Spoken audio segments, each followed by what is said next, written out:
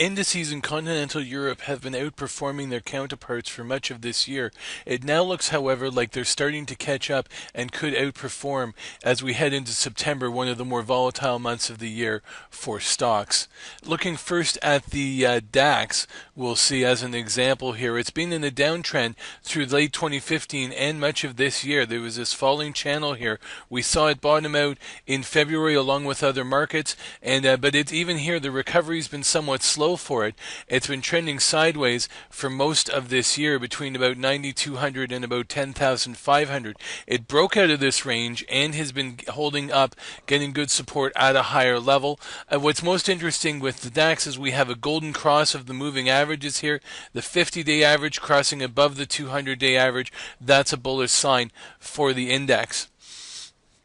Looking at other European indices as well, also have started to pick up in a quite meaningful way. For example, if we look here at the CAC, another one that had outperformed through late 2015, bottomed in February.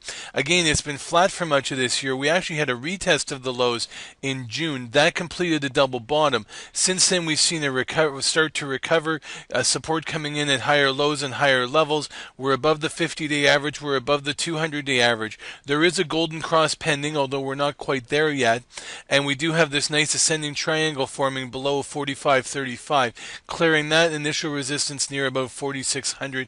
RSI also providing good momentum support. And moving on, if we go to Italy to the FTSEMIB, we're also seeing good base building here. Again, it sold off late in the beginning of this year.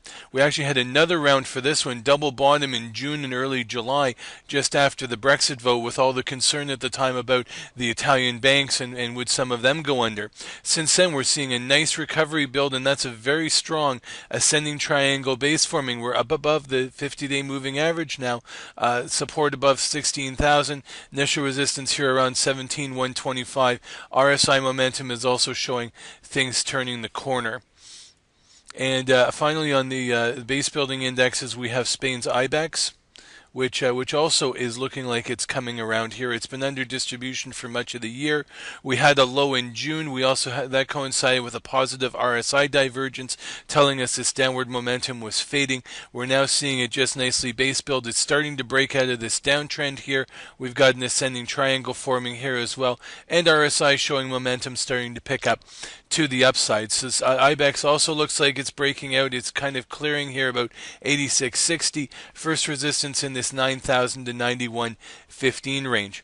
In contrast, some of the other major indices that had led are starting to look a little bit tired. If we look here at the FTSE as an example, we had an explosive run up here following the Brexit vote. The reason for that was that the pound collapsed, and because a lot of UK 100 companies, top 100 companies in the UK are global multinationals, they suddenly became a lot cheaper relative to their peers. That drove up the pound. We're seeing the pound got overbought, and it's starting to ease back now. At the flip side of which is that the pound is starting to recover, the FTSE is starting to ease back a little bit. So that could go sideways or have a correction in the near term. Resistance has come in here about 69.50. We're back around 6,800. With support here around that's about 6,600 in a correction. RSI is back to 50. Overbought conditions have eased, but at this point it remains to be seen if this will confirm the uptrend or signal a downturn. Finally, we'll look at the S&P 500 for the US.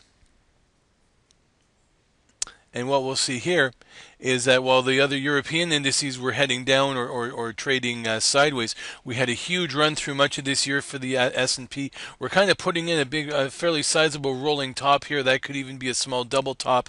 And look at the RSI. We topped out and it's rolling over, and it's actually gone under 50 to signal momentum starting to turn downward. First support here, 50-day moving average about 2150, and then down closer to this level here about 2125 for the S&P. So it looks as though we're seeing a shift in leadership start to happen, where some of the indices that had charged ahead through this year starting to show signs of consolidation or topping, and some of the indices that had underperformed for much of this year starting to show signs of recovery with room for catch-up.